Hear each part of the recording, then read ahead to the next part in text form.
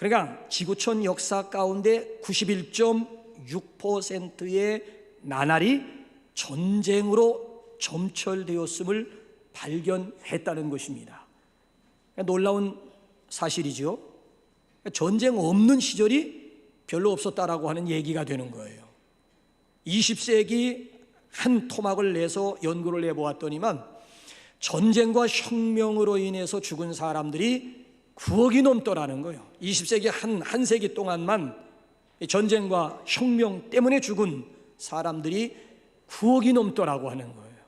이거 끔찍한 일이 아닐 수가 없습니다. 여러분들이 아시는 대로 이스라엘 사람들의 인사법이 뭐지요? 만날 때마다 샬롬, 헤어질 때마다 샬롬. 얼마나 평화를 갈구했으면 만나고 헤어질 때마다 샬롬으로 인사를 했겠느냐라고 하는 얘기죠. 이스라엘의 역사, 특별히 구약의 역사는 곧 전쟁의 역사라고 해도 지나친 표현은 아닐 것입니다. 그래서 이스라엘 사람들에게 소개된 가장 보편적인 하나님의 명칭, 하나님의 이름이 뭔 줄 아십니까? 이스라엘 사람들에게 소개된 하나님의 이름, 대표적인 하나님의 이름이 뭔 줄 아세요? 만군의 여호와입니다. 만군의 여호와의 뜻이 뭐예요? 모든 군대의 사령관 되시는 하나님으로 소개가 되고 있어요. 전쟁의 하나님, 이스라엘 백성들에게 있어서 하나님 개념은 곧 전쟁의 하나님 개념이었다라고 하는 이야기죠. 그러니까 이스라엘 사람들이 만날 때도 샬롬으로 인사하고 헤어질 때에도 샬롬으로 인사하는 그 배경, 역사적인 배경이 이제 좀 이해가 되십니까? 지금도 이 지구촌 안에는 크고 작은 전쟁 끊어지지 않고 있어요. 우리 한반도도 예외가 아닙니다. 전쟁이 끝난 상태가 아니에요. 전쟁이 잠깐 휴전이야, 휴전. 전쟁이 없어졌다는 얘기가 아니에요. 우리가 지금 계속 전쟁 중에 있는데 잠깐 그 전쟁이 멈추어진 휴전 상태가 언제 한반도가 불바다가 되고 화약고가 될는지는 아무도 예측할 수가 없다는 얘기지요. 그래서 다원화로 대변된 21세기에 있어서의 평화라고 하는 것은 이거는 명제라기보다는 이건 현실이 절실하게 요구하는 현실적인 문제라고 하는 이야기죠. 모든 사람들이 다 지금 평화를 원하고 있어요.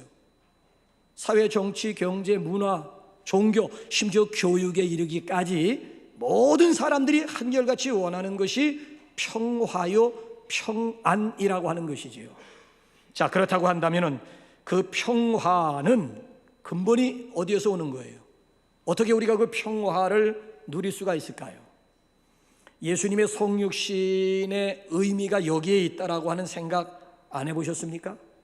혹시 여러분들 성경 읽으시면서 예수님의 오심에서부터 가심까지 예수님의 일생을 짤막하게 한마디로 제가 표현을 한다면 기억하세요?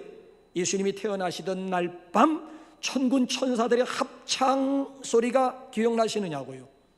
지극히 높은 곳에서는 하나님께 영광이요, 땅에서는 기뻐하심을 입은 사람들 중에 뭐로다? 평화로다 그랬어요.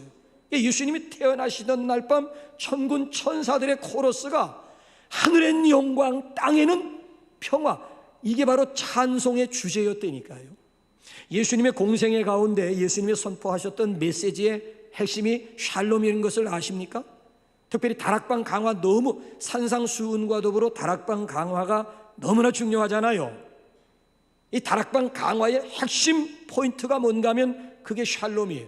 요한복음 14장 말씀을 보게 되면 나의 평안을 너희에게 주노라, 내가 너희에게 주는 것은 세상이 주는 것 같지 아니하니라, 나의 평안을 너희에게 주노라 그랬어요. 너희에게. 이게 공생의 예수님의 메시지 가운데 핵심 포인트였다라고 하는 얘기고요. 어디 그뿐인 줄 아십니까? 예수님이 부활하신 다음 제자들이 다락방에 문을 걸어 잠그고 숨어 있었잖아요. 자, 부활하신 예수님이 제일 처음 제자들 앞에 딱 나타나자마자 처음으로 하신 말씀이 뭔 줄 아세요? 너희에게 뭐가 있을지어다? 평강이 있을지어다. 너희에게 평강이 있을지어다. 보세요. 탄생하시던 날 밤에는 땅에는 평화로다. 예수님이 공생의 사역 가운데 선포하셨던 메시지의 주제가 나의 평안을 너희에게 주노라. 자, 부활하신 다음 떠나가시기 전 사랑하는 제자들에게 처음으로 선포된 메시지가 너희에게 평강이 있을지어다. 평화, 평안, 그 다음에 마지막이 평강이에요. 자, 우리말 성경을 보게 되면 다양하게 표현이 되어 있습니다만은 원어 성경 보게 되면 딱 한 단어라고요. 에이레네, 신약에서는 에이레네가 되는 것이고 구약에서는 히브리어로 샬롬이라고 똑같은 얘기예요. 화평, 평강, 평안, 평화, 이거 다 에이레네요. 이게 다 샬롬이라고 하는 얘기, 샬롬. 자, 이제 오늘 본문 말씀으로 돌아와 보세요. 노골적으로 표현하고 있습니다. 자, 14절 말씀을 보게 되면 그는 우리의 화평이신지라 그랬어요. 자, 그는 우리의 화평이신지라, 이걸 영어 성경 보게 되면 다 동일하게 어떻게 번역을 해놓았는가 하면 He is our peace. peace가 뭐예요? 평화, peace. 그러니까 예수님은 우리의 평화이십니다 라고 여기 지금 14절에 소개를 했고요. 그 다음에 15절로 넘어가 보게 되면 자기의 안에서 화평하게 하시고, 자기 안에서, 그리스도 안에서 화평, 샬롬이에요, 피스예요. 자기 안에서 화평하게 하시고, 그러니까 예수님께서 이 세상에 오신 목적은 당신의 평안을 우리에게 선물로 주시기 위해서 이 세상에 오셨다는 거예요. 이 역사적인 사건, 역사적인 사실에 대해서요, 예수님께서 태어나시기 700년 전에 활동했던 선지자들 가운데 이사야 선지자가 있고 미가 선지자가 있어요. 자, 예수님이 세상에 태어나시기 전 700년, 구약시대 700년 전에 활동했던 이사야가 700년 후에 태어나게 될 메시아에 대해서 뭐라고 예언을 했는 줄 아세요? 자, 우리 한번 이사야 한번 9장 6절 한번 다 같이 한번 확인해 보실까요? 시작.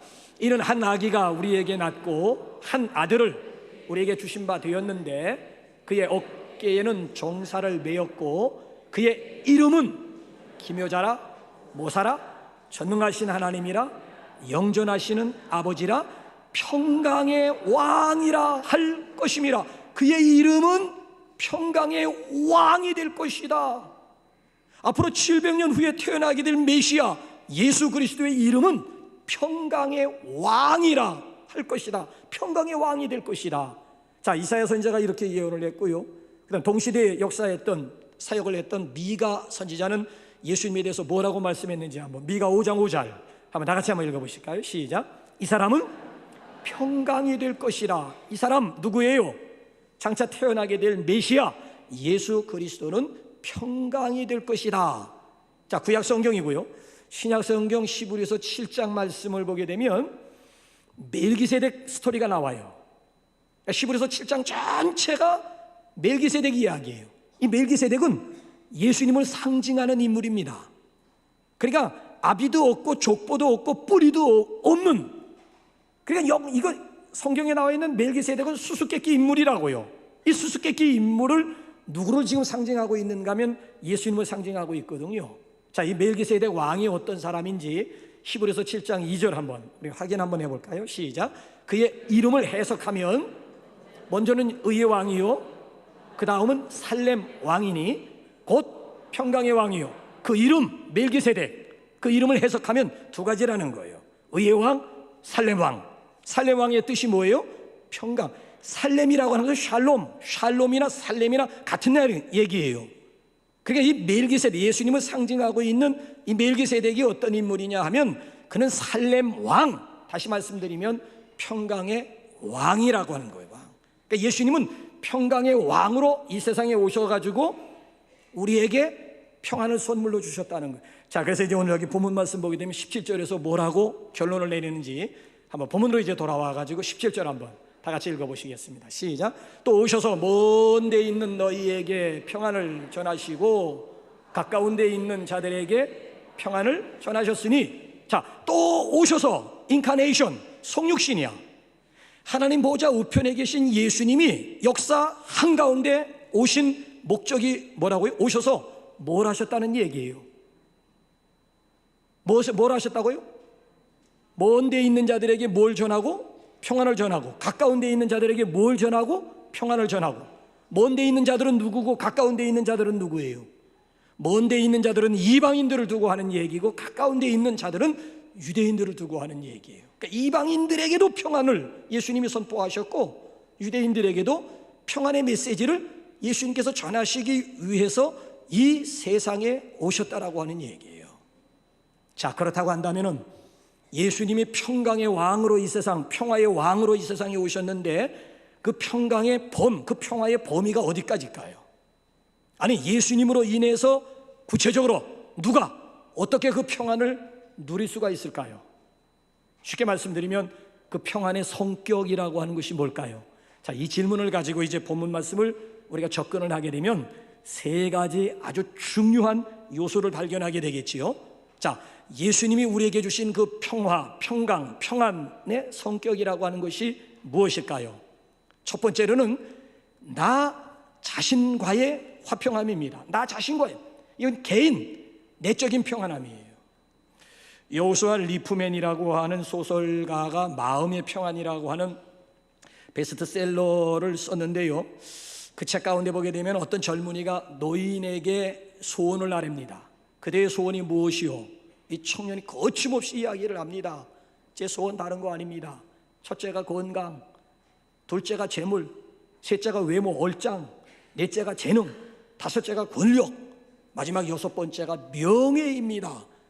거침없이 이야기하고 있는 그 청년을 지그시 바라보던 노인 어른께서 뭐라고 말씀했는가 하면, 젊은이, 그러나 마음의 평안이 없으면 이 모든 것을 누릴 수가 없다네. 그러니까 이 마음의 평안이라고 하는 것은 가장 기본적인 축복이라고 하는 거예요. 아니, 여러분 보세요. 세계 평화하지만 내 마음의 평안이 없으면 세계 평화가 무슨 의미가 있는 걸까요? 가화만사성이라고 하는 말 들어보셨어요? 가화만사성 뭐예요? 내 마음이 평안하고 가정이 평안해야 만사형통되는 것이지. 아니, 마음이 지금 혼란스럽고 가정이 지금 평안하지 못한데 무슨 밖에 나가가지고 만사성을 기대할 수가 있겠느냐라고 하는 얘기지요. 그래서 예수님께서 요한복음 14장 27절 말씀을 보게 되면, 나의 평안을 너희에게 주노라. 내가 너희에게 주는 것은 세상이 주는 것 같지 아니하니라.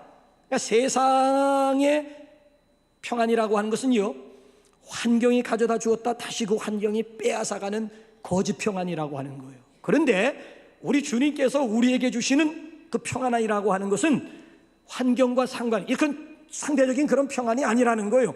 환경과 상관없이 누릴 수 있는 절대적인 평안, 이게 바로 예수님께서 우리에게 주시는 평안이라고 하는 거예요.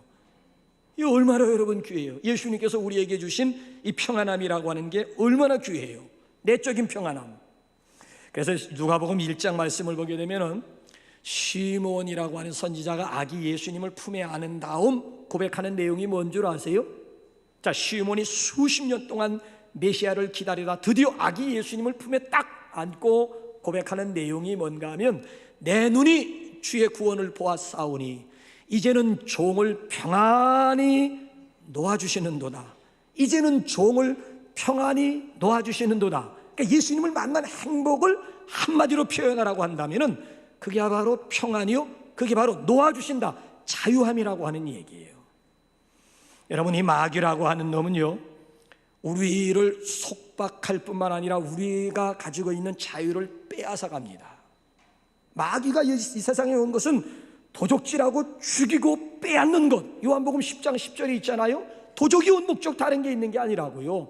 우리가 가지고 있는 것을 빼앗을 뿐만 아니라 죽이는 거야. 마지막엔 죽이는 거라고요. 그러니까 마귀는 우리를 속박할 뿐만 아니라 우리가 가지고 있는 소중한 자유를 빼앗아가는 것. 반대로 예수 그리스도는 우리에게 진정한 평안함을 주실 뿐만 아니라 진정한 자유함을 주신다라고 하는 이야기지요. 쉽게 제가 예를 들어보면요, 시몬의 고백이라고 하는 것은 단순히 누가복음 1장에 나오는 시몬만의 고백은 아닙니다. 제가 먼저 있던 교회에서 새신자를 7년 동안 이렇게 관리를 하며 사역을 했다고 하지 않습니까?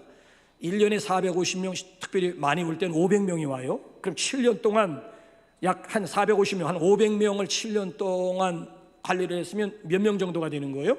57, 35, 한 3,500명 정도의 새신자를 제가 만나보았다라고 하는 얘기지요.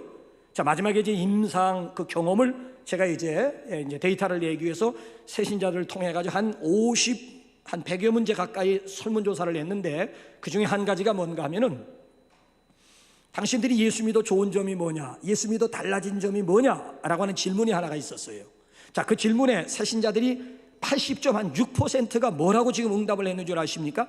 예수 믿어 마음이 평안해졌다는 거예요.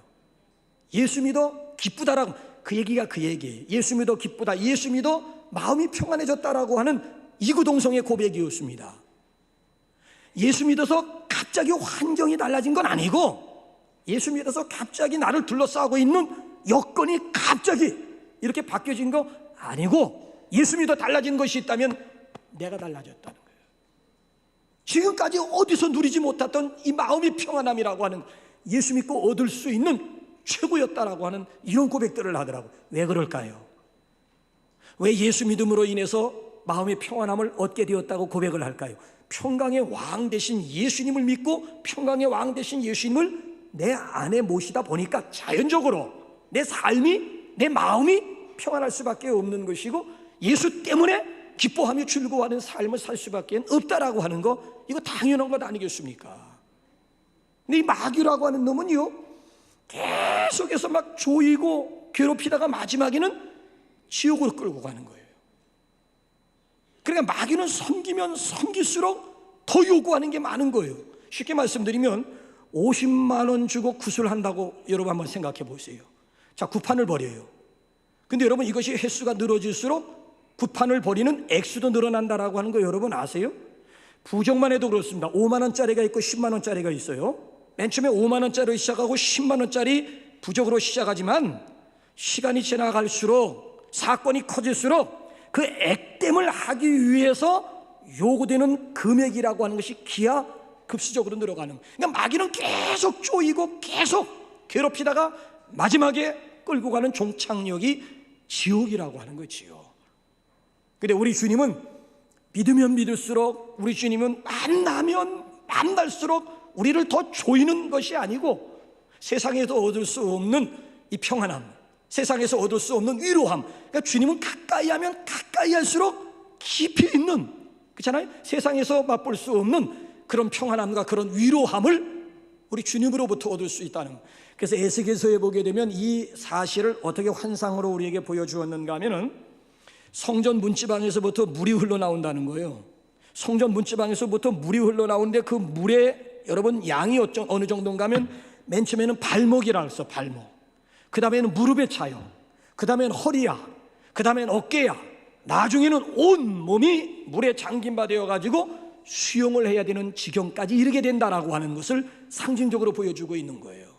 그러니까 여러분들의 수준은 어느 정도냐라고 하는 얘기예요. 여러분들이 우리 주님과 더불어 누릴 수 있는 은혜의 양, 여러분들이 우리 주님으로 말미암아 누릴 수 있는 평강의 수준이 어느 정도가 되느냐라고 하는 도전이에요. 발목 수준입니까? 무릎 수준입니까? 허리 수준입니까? 아니면 어깨 수준입니까? 아니면 은혜의 강물에 온 몸이 하나님의 은혜와 평강 가운데 잠김바 된 그런 수준이냐라고 하는 이런 질문이에요. 바라기는 우리 남북 공동체, 남북교회 성도들은 냇가가 아닌 강물과 같은 주의 은혜와 평강을 경험할 수 있기를 우리 주님의 이름으로 축원합니다. 자, 예수님은요, 우리에게 자유와 평안을 주시기 위해서 이 세상에 오셨어요. 예수 믿기 전에 속박당하는 것이 얼마나 많았어요. 여러분, 함부로 이사도 못 가요.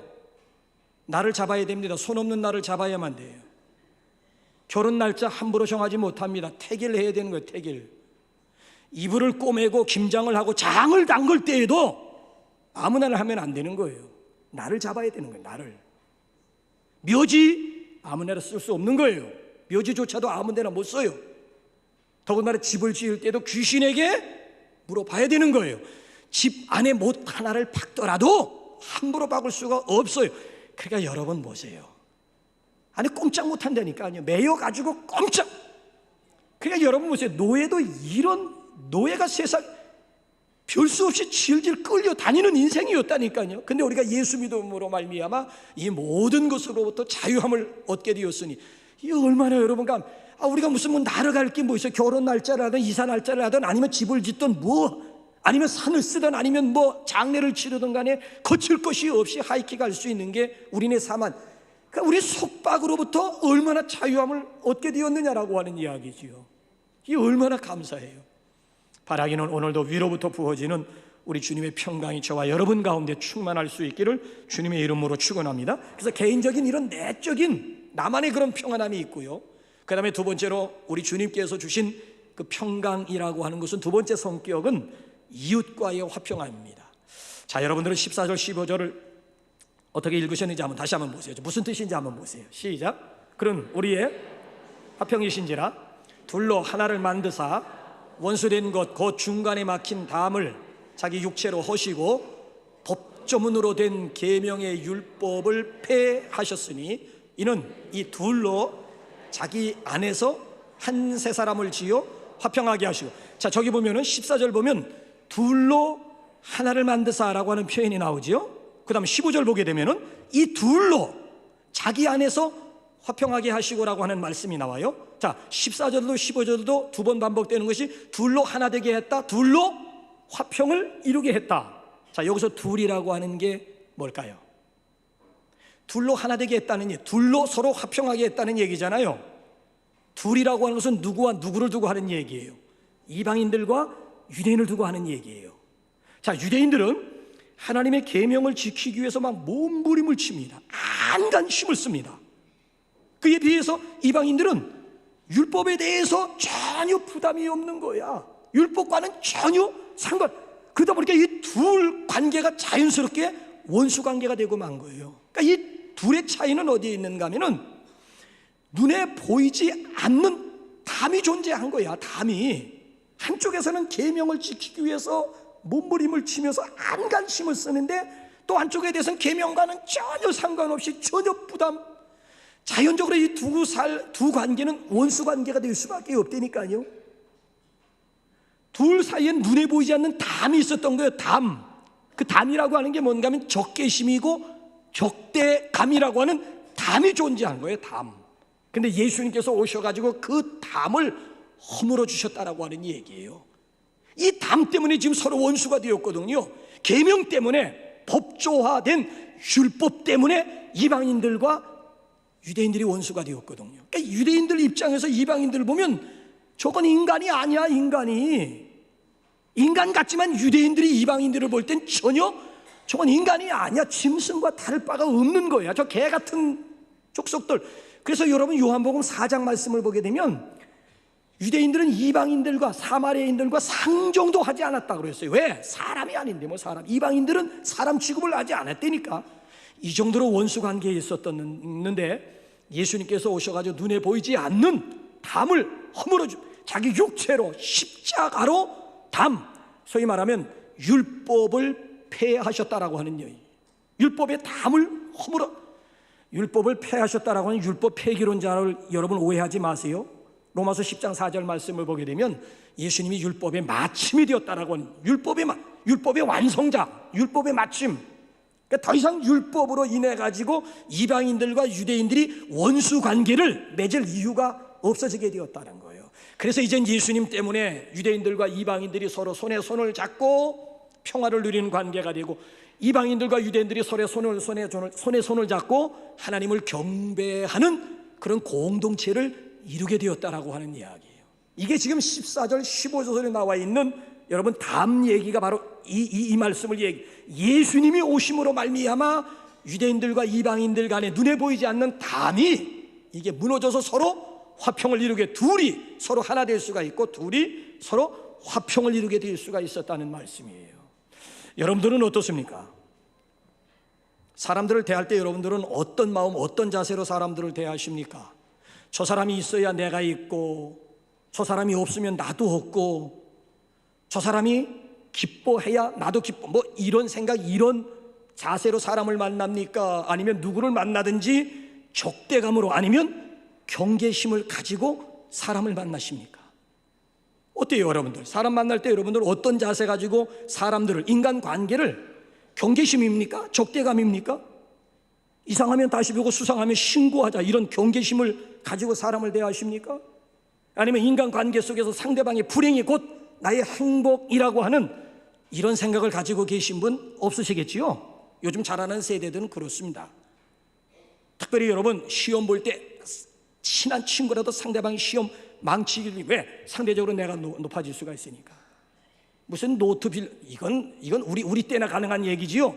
요즘 자라나는 아이들에게 무슨 노트를 좀 빌려달래더니 이건 꿈도 꿀 수, 왜? 상대방의 불행이 곧 나의 행복이 되고 있는 이런 세대를 지금 우리가 살아가. 이게 행여나 우리 그리스도인들의 생각이 될까 두렵다는 얘기지요. 이건 아니잖아요.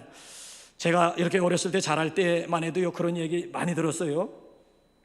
딸을 둔 부모님들이 어린 딸들을 교육시킬 때 어떻게, 딸을 둔 부모님들이 자식들을 교육시킬 때 어떻게 교육시키는 줄 아세요? 남자들은 다 늑대다, 늑대. 남자들은 늑대야, 그런 줄 알아? 물론 딸들을 교육 단둘이 하기 위해 어쨌든 남자들은 다 늑대라고 가르쳐요. 또 반대로 아들을 둔 부모들은 어떻게 또 교육을 했는가 하면 여자들은 다 여우다, 여우. 꼬리가 없는 여우다, 여우도. 그런 줄 알아라. 이 아들을 둔 부모들은 여자는 다 여우라고 가르쳤고, 딸을 둔 부모들은 남자들은 다 늑대. 이렇게 사람과의 만남이 아니라 여우와 늑대와 여우의 만남. 야, 이건 아무리 생각을 해도 아니올시다. 야, 오리엔테이션부터가 잘못되었잖아요. 아니, 늑대와 여우가 만나서 이게 어떻게 한 공간 속에서 어떻게 행복한 관계를 이룰 수가 있겠느냐는 얘기지요. 더군다나 이렇게 부인들이 이제 때로는 이렇게 가정 있잖아요. 이렇게 가정살이 하다가 힘들 때 볼멘 소리 하는 가운데 한마디가 뭐예요? 내가 이 집의 신부냐? 내가 이 집의 식모냐? 식무살이 여기서 내 시집 왔냐? 투덜거리잖아요. 그 소리를 남편이 들으면 뭐라고 반응하는 줄 아세요? 그러는 나는 뭐냐? 나는 새벽부터 밤늦게까지 돈 벌어오는 이 집의 모습이냐? 가만히 보게 되면은 사랑하는 아내와 남편과의 동거가 아니고 이건 무슨 관계예요? 식모와 모습과 식모만이 있는 그런 가정, 그런 공동체. 아니, 그러니까 한시도 시끄러울 날이 없잖아요. 조용할 날이 없는 건 아니겠습니까? 근데 참 우리가 서로 이렇게 가까워질 수 있는 그런 유일한 비결이 있다면 바로 예수님 때문 아니겠습니까? 예수님 때문에 당신을 사랑합니다. 예수님 때문에 형제를 사랑합니다. 예수님 때문에, 그죠? 관계 가운데 화평, 화목, 아름다운 샬롬 관계가 이루어지게 된 거, 얼마나 감사해요. 오늘도 우리가 이웃을 사랑해야 되는 이유는 다른 데 있는 게 아닙니다. 여러분, 내 이웃을 내 몸과 같이 사랑하라, 서로 사랑하라, 새 계명을 주님께서 우리에게 주셨기 때문에 우리가 조건 없이, 이유 없이 이웃을 우리가 품어줄 수가 있고 사랑할 수가 있는, 왜? 예수님이 이 목적 가지고 이 세상에 오셨잖아요. 또 화목하게 하는 말씀을 우리에게 주고 화목하게 하는 직책을 우리에게 주고 떠나가셨잖아요. 그러니까 우리는 트러블 메이커가 아니라 피스 메이커가 될 수밖에 없는 그런 운명을 타고난 사람들이에요. 더 이상 여러분 염소 같은 존재들이 아니고 양과 같은 트러블 메이커가 아닌 피스 메이커가 될 수 있기를 주님의 이름으로 축원합니다. 자, 그런가 하면 세 번째 평화의 성격이라고 하는 것은 하나님과의 화평함입니다. 욥기 22장 21절 말씀을 보게 되면 너는 하나님과 화목하고 평안하라, 그리하면 복이 내게 임하리라고 그랬어요. 너는 하나님과 화목하고 평안하라, 그리하면 복이 내게 임하리라고 그랬어요. 자, 어떻게 우리가 하나님과 화목할 수가 있을까요?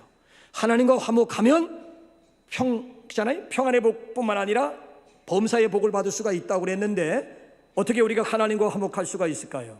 자, 오늘 본문 말씀 16절 18절 읽어보게 되면 어떻게 우리가 하나님과 화목할 수 있는지 분명해요. 시작. 또 십자가로 이 둘을 한 몸으로 하나님과 화목하게 하려 하심이라. 원수된 것을 십자가로 소멸하시고. 자, 또 18절 시작. 이는 그로 말미암아 우리 둘이 한 성령 안에서 아버지께 나감을 얻게 하려 하심이라. 이는 그로 예수님으로 말미암아 아버지 하나님께 나아감을 얻게 하려 합니다. 자, 여러분 16절 말씀 한번 다시 한번 앞으로 한번 올려보세요. 앞으로 한번 올려보세요. 18절 16절 올려보세요. 바로 전으로. 자, 보세요. 십자가로 이 둘을 한 몸으로 하나님과 십자가로 하나님과 화목할 수가 있다는 얘기예요. 그러니까 예수님으로 말미암아 우리가 하나님과 화목할 수가 있는 거예요. 당신과 나 사이에는 지금 저 바다가 놓여 있다고요. 이쪽에서 저쪽으로 갈 수도 없고 저쪽에서 이쪽으로 당신과 나 사이에 저 바다가 끼어 있는데 그 저 바다 위에 예수님께서 십자가로 다리를 놓아 주었기 때문에 저쪽에서 내 쪽으로 올 수가 있고 내 쪽에서 저쪽으로 자유스럽게 소통이 이루어지고 서로 화목이 가능했다는 얘기죠. 자, 또 저 말씀의 의미가 뭐예요? 보세요. 예수님께서 화목 제물이 되어 주셨다는 거예요. 구약에 보면 원수된 이스라엘 백성들이 하나님을 만날 수 있는 유일한 길이 어디에 있는가 하면 레위기서야. 레위기서가 없이는 이스라엘 백성들은 하나님을 만날 수가 없는 거예요. 레위기서가 뭐예요? 제사거든요. 제사에서 중요한 게 뭐예요? 제물이 중요한 거예요. 제물. 그러니까 1년에 대속제를 통해 가지고 양이나 염소를 가지고 하나님 앞에 나갈 수가 있고 하나님과의 화목한 관계를 유지할 수가 있었다라고 하는 이야기지요. 그러니까 예수님께서 화목 제물이 되어주심으로 예수님이 우리 대신 양이 되어주고 우리 대신 소가 되어 화목 제물, 화목동이가 되어주심으로 말미암아 하나님과 우리와의 관계는 더 이상 원수 관계가 아닌 친구 관계, 부자 관계가 됩니다. 더 이상 종의 신분이 아닌 양자의 신분을 얻게 되었다는 거예요. 중요한 것은요, 내가 지금 양자가 되었다라고 하는 게 중요한 게 아니에요. 중요한 것은 양자가 아버지와 어떤 관계를 지금 유지하고 있느냐, 이게 지금 중요한 거예요. 자, 그래서 우리 한번 로마서 5장 1절 한번 다 같이 한번 읽어볼까요? 로마서 5장 1절 한번 가보세요. 한번 보십시오. 그 다음 보면, 자, 시작. 그러므로 우리가 믿음으로 의롭다 하심을 받았으니 우리 주 예수 그리스도로 말미암아 하나님과 화평을 누리자. 자, 중요한 것은 하나님과 관계가 회복되었다. 화평 관계를, 그게 그 차원이 아니에요. 지금 예수 그리스도로 말미암아 하나님과 샬롬을, 화평을 뭐 하자? 누리자라고 하는 얘기예요. 자, 우리말 성경에는 하나님과 화평을 누리면서 살자라고 번역을 했습니다만은 원어 성경을 가보게 되면 하나님과 화평을 즐기자라고 하는 의미가 있는, 누리자보단 즐겨야 된다는 거예요. 엔조이의 의미야. 엔조이. 단순히 하나님과의 관계가 회복되었다라고 하는 얘기가 아니고요, 겨우 이제 하나님과 말문을 트게 되었다라고 하는 그런 관계가 아니고요, 하나님과 깊은 것까지도 나눌 수 있는 친밀감을 얘기해라. 어느 정도 내가 지금 하나님과 화평함을 누리고 있느냐, 즐기고 있느냐, 엔조이하고 있느냐, 이걸 지금 이야기하고 있는 거예요. 지난번에 그 미국에서 한인 목회를 하는 목사님이 오셔가지고 무슨 얘기를 하는가 하면은, 교민 가운데, 자, 오전 미국에도요 잘 사는 사람들이 모여 사는 동네가 따로 있어요. 자, 그 중에 하나가 어딘가 하면 팔로스 버너스라고 하는 팔로스 버디스라고 하는 아주 정말 미국의 알부자들만이 모여 사는 동네가 있대요. 거기에 교민이 열심히 돈 벌어가지고 거기 뷰 끝내주는 곳에다가 수영장까지 갖추고 있는 아주 넓은 호화스러운 그런 저택을 마련을 한 거예요. 근데 유감스럽게도 이 주인은 아침에 새벽부터 또 밖에 나가지고 밤늦게까지 일하고 밤늦게 돌아온다는 거야. 그럼 그 좋은 환경을 누가 엔조이하고 누가 누리는가 하면은 그 집에 있는 가정부예요. 아침에 이렇게 출근해가지고 1시간 정도 청소하고 빨래한 다음에 그 다음에 거실에 있는 고급 오디오 세트가 있는데 거기서 음악 1시간 동안 음악 감상으로 즐기고요, 또 1시간 동안 자빠져 잠을 자고요, 그 다음에 또 일어나가지고 수영장에 가가지고 수영을 냉장고에서 주스 꺼내 마시고요, 그 다음에 허드렛 일을 좀 하다가 5시만 되면 칼퇴근을 하는 거야. 그럼 주인은 밤늦게 돌아와가지고는 수영도 못하는 거예요. 수영도 못할 뿐만 아니라 텔레비전 통해가지고 한국 드라마 하나 정도 보다가 그 넓은 침대 다 놔두고 소파에 쪼그리고 잠을 자다가 아침에 일어나자마자 또 새벽에 또 일하러 또 밤늦게 들어와가지고 피곤하다 보니까 이게 아무것도 무슨 음악 감상은 무슨 텔레비전 켜놓고 소파에서 잠들 아침에 또 그래, 여러분 보세요. 그 좋은 환경을 실제적으로 명의만 내 이름으로 되어 있지 실제적으로 그 좋은 환경을 엔조이하고 좋은 환경을 즐기는 사람이 따로 있더라고 하는 얘기예요. 실제적으로 여러분 보세요. 명의만 내 이름이니까 명의만, 등기만 내 이름으로 등기되어 있다 뿐이지 지금 주어진 그 최고의 환경을 아무것도 누리거나 즐기지를 못하는 거예요. 그 다음날 이 가정 보게 되면 또 와가지고 좀 빨래 좀 하고 또 수영 어제 듣지 못했던 또 CD 음악도 그냥 아주 정말 폼 잡으면서 CD 음악 들으면서 막 인생을 막 엔조이.